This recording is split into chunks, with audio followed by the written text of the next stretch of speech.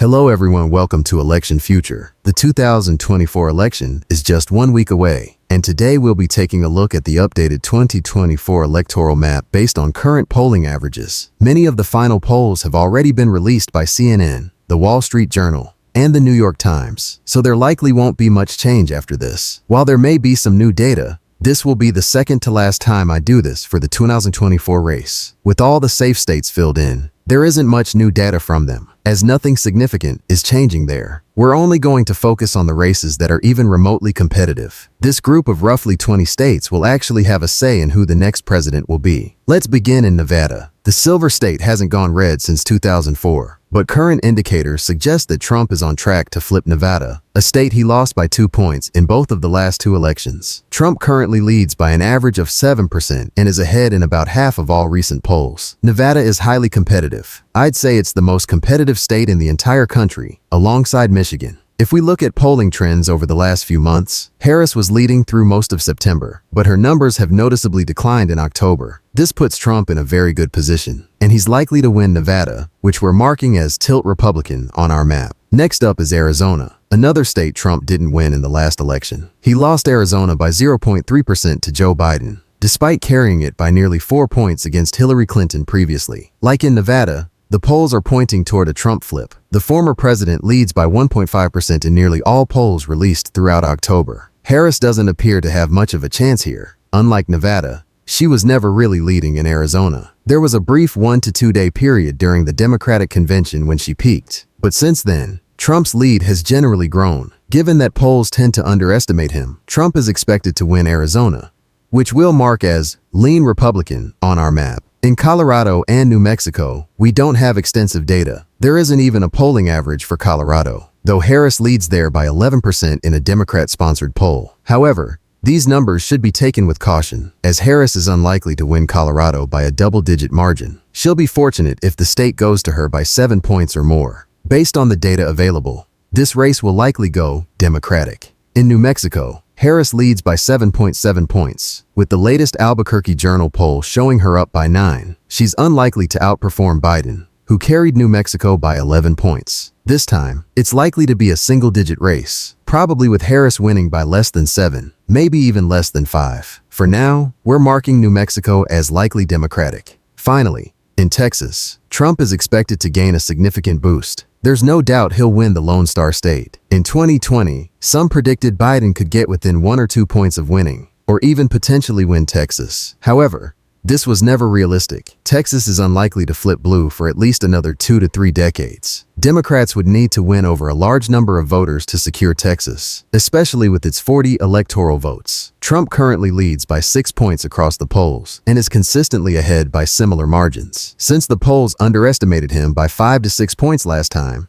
he's probably going to win Texas by a double-digit margin. It seems the polls may again be missing many of his supporters. Therefore, the Lone Star State is projected to give Trump a substantial boost, and we're marking Texas as likely Republican on our map. Before we continue, nearly 70% of you aren't subscribed. Please subscribe now for more content like this as we approach the election in November. Also, join my Discord server to participate in our 2024 prediction map contest at discord.gg/elections. We're now heading to the Midwest, where much of the candidates' attention has been focused on Wisconsin, Michigan, and Pennsylvania. These 3 states will likely decide the election. If Harris wins all 3, she's on track for an electoral victory. If Trump wins even 1, he's highly likely to become the 47th president. These states have received more candidate visits than any others. But first, let's start with Minnesota, another closely contested race. Kamala Harris's polling in Minnesota has been lackluster. She leads by just 4.7% in a state Joe Biden carried by 7.1%. The issue here is that Harris is already underperforming Biden across the country. Minnesota should be an advantage for her, especially since she's running alongside the state's governor, Tim Walz. If she can't win Minnesota by at least 7 points while running with its governor, she's in trouble. For now, we're marking Minnesota as lean Democratic. If Harris shows similar polling in other states, she may face a significant defeat. Next, in Iowa, Trump has completely transformed the state. In 2012, Obama won Iowa by 5.8%. Just 4 years later, Trump carried it by nearly 10 points, a 15-point swing toward the GOP. Currently, Trump leads by 4 points in the only poll released this year. While this poll might underestimate Trump's support, he could very well win by a double-digit margin. However, based solely on current data, we're marking Iowa as lean Republican. Moving to Wisconsin, likely the second most important state in the country after Pennsylvania, we see a very tight race. Although Wisconsin usually leans slightly right of Pennsylvania, Harris's decision to run with Walz may have some influence across the state border. However, it doesn't appear to be making a significant difference, as Wisconsin polling still favors Trump. The former president leads by 0.2%, though the race is close. 6 polls in the last month have shown a complete tie between the major party candidates. Wisconsin initially leaned toward Harris, but as the election approaches, her support has waned, giving Trump a narrow lead. This will be one of the most competitive races. Much like the previous 2 elections, in 2016, it went to Trump by 0.7%, and in 2020, to Biden by 0.6%. This time, it's expected to be a tilt Republican state. Before I continue, let me tell you about Polymarket, the world's largest prediction market, where you can track election results and instantly see who's leading. These odds adjust in real time based on current events. Unlike polls, which take days to react, there's no bias or media spin, just pure data. Market odds reflect the analysis, beliefs, and wisdom of thousands of traders responding to real-world events. Polymarket also recently launched a mobile app, allowing you to access their 2024 election forecast on the go. It's what I use every day to stay updated on the presidential race. Download it for free right now using the QR code on screen or the link in the description below. Now, let's shift our focus to Michigan. Michigan likely won't be the deciding state. If Trump wins Michigan, he will have probably already won Wisconsin or Pennsylvania, which would be enough for him to reach 270 electoral votes. However, Michigan is the most liberal of the 7 swing states, so if Harris can't secure Michigan, she'll be facing a modern-day landslide defeat. Much like in Wisconsin, Harris's campaign is struggling as the election approaches, with Trump now holding a slight 0.2% lead. Harris's recent boost in numbers came from polls by KIPC and Bloomberg, which are known for oversampling Democrats, so these increases should be viewed with caution. Since entering the race, Harris had been consistently ahead in Michigan, just as in Wisconsin, but her support has been declining while Trump's is gaining traction. This positions Michigan as lean Republican on our map, with Trump currently holding a narrow advantage. In Ohio, the race isn't expected to be as competitive as in nearby states. Similar to Iowa, Ohio experienced a significant shift from 2012 to 2016, going from Obama by 3 points to Trump by 8, a striking 11-point swing to the right. Trump is polling well here, leading by 7 points. For context, he was expected to win Ohio by only 1% in both 2016 and 2020,